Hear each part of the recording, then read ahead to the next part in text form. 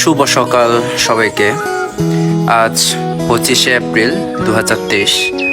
আমি আমার জাহাঙ্গীরনগর বিশ্ববিদ্যালয়ে আছি এখন। আজকে একটা বিশেষ দিন উপলক্ষে আমি জাহাঙ্গীরনগর বিশ্ববিদ্যালয়ের ডিগ্রি গেটে চলে আসছি। ডিগ্রি গেটে চলে এসে যে পেপার যিনি বিক্রি করেন এখানে ওনার কাছে আসছি। এসে কালের কণ্ঠ পেপারটা নিলাম।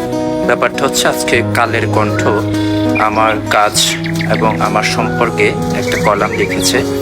সো ওইটাই সংগ্রহ করার জন্য মূলত এখানে আসা। তো আমি ওইটা সংগ্রহ করে চলে যাচ্ছি।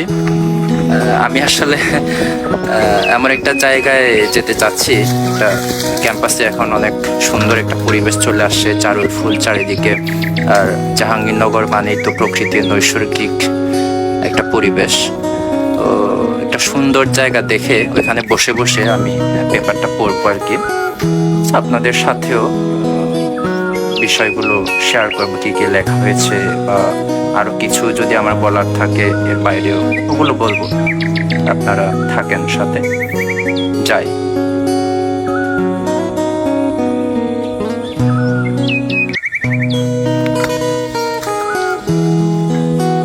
দেখেন কি সুন্দর সবকিছু, সবুজ, আর উপরে কিন্তু চারুল ফুল বেগুনি, সবুজের মাঝে বেগুনি কালারটাই যেন অন্যরকম একটা আবহ সৃষ্টি করে চারুল ফুলের যে কালার। আমি চলে আসছি যে জায়গায় বসতে চাচ্ছি আর কি, জায়গায় চলে আসছি। সাইকেলটা রেখে আমি বসে পড়ি তাহলে।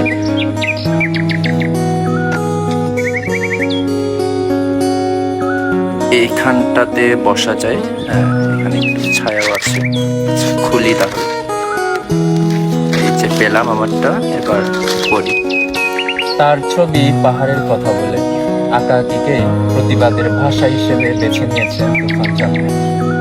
দীর্ঘদিন ধরে ছবি আঁকছেন চাকমা সহ পার্বত্য চট্টগ্রামের বিভিন্ন নৃগোষ্ঠীর সংস্কৃতি, ইতিহাস ও ঐতিহ্যকে বিষয় করে তুলে ধরছেন তাদের সমস্যা ও সম্ভাবনার গল্প। তার ফেসবুক পেজ থেকে সেসব ছবি শেয়ার করছে অসংখ্য মানুষ। লিখেছেন নাবিল।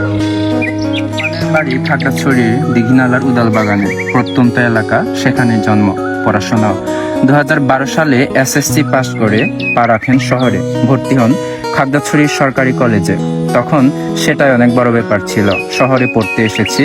ঢাকা চট্টগ্রাম তো তখন স্বপ্নের শহর। পুরো কলেজ জীবনে মনে হয় মাত্র 2 বার গিয়েছিলাম চট্টগ্রামে, বলেন তুফান। আমি খাগড়াছড়ি যখন গিয়েছিলাম কলেজে পড়ার সময়, তখন তার আগে আসলে খাগড়াছড়ি তেমন একটা যাওয়া হতো না। আমি গুনে গুনে বেশ মনে হয় 1-2 বার গিয়েছিলাম তার আগে খাগড়াছড়ি।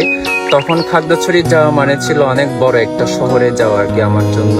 আর ঢাকা চট্টগ্রাম তো তখন মানে চিন্তার বাইরে ছিল যে ঢাকা। সেই সঙ্গে আরো একটি বিষয়ে ছিল আগ্রহ, ছবি আঁকা, যদিও আগে কোনোদিন শেখেনি।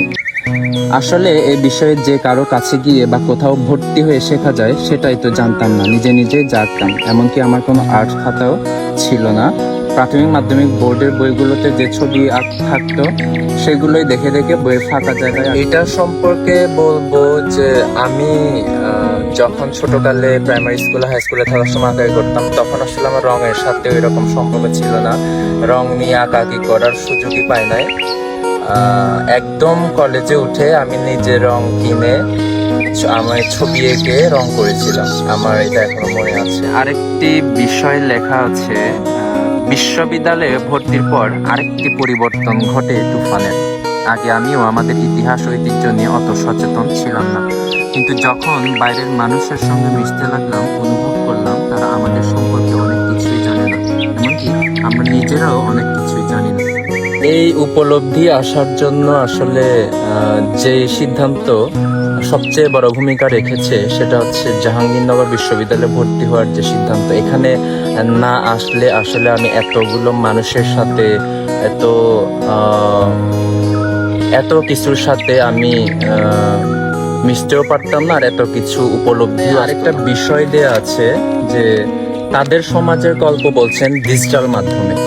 তো কারণটা আসলে ডিজিটাল মাধ্যমে আঁকার কারণটা কি, এটা আমাকে অনেকে জিজ্ঞেস করে যে আমি ডিজিটাল মাধ্যমে কেন আঁকি। কারণটা এখানেও লেখা আছে, তারপরে আমি বলি যে আমি যদি পেইন্টিং করি, ট্রেডিশনাল পেইন্টিং এর যদি কথা বলি, আমি ক্যানভাস বা পেপারে যদি ছবি আঁকি, তখন দেখা যায় যে আমার বিভিন্ন এক্সট্রা জিনিসপত্র নিতে হচ্ছে। কোথাও যেতে হলে ছবি আঁকার জন্য পেপার, রং, তুলি থেকে শুরু করে ইজেল, অনেক কিছু। কিন্তু ডিজিটাল মাধ্যমে ব্যাপারটা হচ্ছে আমি একটা গ্যাজেট থাকবে আমার, আমি যেখানেই যাব একটা আইডিয়া হুট করে মাথায় আসলো, আমি ওই সময়ে ওই বিষয়টাকে আউটপুট হিসেবে আমি এখানে ড্র করতে পারতেছি। তো এই বিষয়টা এমন অনেকগুলো ঘটনা ঘটে যেগুলো ইমিডিয়েট রিয়াকশন দরকার আসলে। এই ব্যাপারগুলোতে বা এমনও অনেক সময় হয় যে একটা আইডিয়া মাথায় আসলো, কিন্তু ওই আইডিয়া ওই সময় আমি যদি কোথাও একটা না আঁকি বা না লিখে রাখি, তখন ওই আইডিয়াটা অটোমেটিক্যালি চলে যায় হুট করে, এবং এটা ভবিষ্যতে মনেও পড়ে না। সো মূলত ডিজিটাল মাধ্যমে আঁকার সিদ্ধান্ত এই বিষয়ের পাশাপাশি এই যে দেশের বিভিন্ন মিডিয়াগুলো এগিয়ে আসছে আমার মেসেজগুলোকে আরো বিস্তৃত করার জন্য, এটা আমি নিজেকে খুব সৌভাগ্যবান মনে করি যে আমি যেটা চাই ওইটা আরো ওয়াইড অ্যাঙ্গেলে আপনাদের দ্বারা, এটা হচ্ছে এর আগে ডেইলি স্টার, প্রথম আলো থেকে শুরু করে বিবিসি বাংলা, এখন কালের কণ্ঠ, আপনাদের সবাইকে আসলে অন্তরের অন্তঃস্থল থেকে কৃতজ্ঞতা জানাই যে আমার এই জার্নিকে আরো বেশি সাবলীল করার জন্য, আরো বেশি সহজ করে দেওয়ার জন্য, যে আমি যেগুলো বলতে চাই, যেগুলো দেখাতে চাই, যেগুলো জানাতে চাই, ওগুলো যাতে আরো মানুষের কাছে বেশি পরিমাণে পৌঁছে যায়।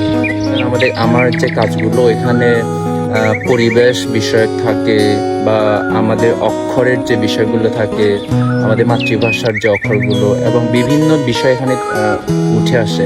কিন্তু এই যে অক্ষরগুলো, এই যে আমাদের পরিবেশ বিষয়ক যে ব্যাপারগুলো, এগুলো কিন্তু আমরা যদি সচেতন না হই, কেউ এসে আমাদের অক্ষরগুলো বা আমাদের পরিবেশকে, কেউ অন্য অনেক দূর দূরান্ত থেকে এসে আমাদের পরিবেশকে কিন্তু কেউ বাঁচাতে আসবে। নিজেদের পরিবেশ, নিজেদের সংস্কৃতি, নিজেদের ঐতিহ্য, নিজেদেরকেই এগুলো লালন করতে হবে, নিজেদেরকে এগুলো চর্চা করতে হবে। তাহলে কোনো অপশক্তি, কোনো কিছুই আর আমাদেরকে, আমাদের অস্তিত্ব রক্ষার যে তাগিদ, ওই তাগিদ থেকে আমাদেরকে সরাতে পারবে না।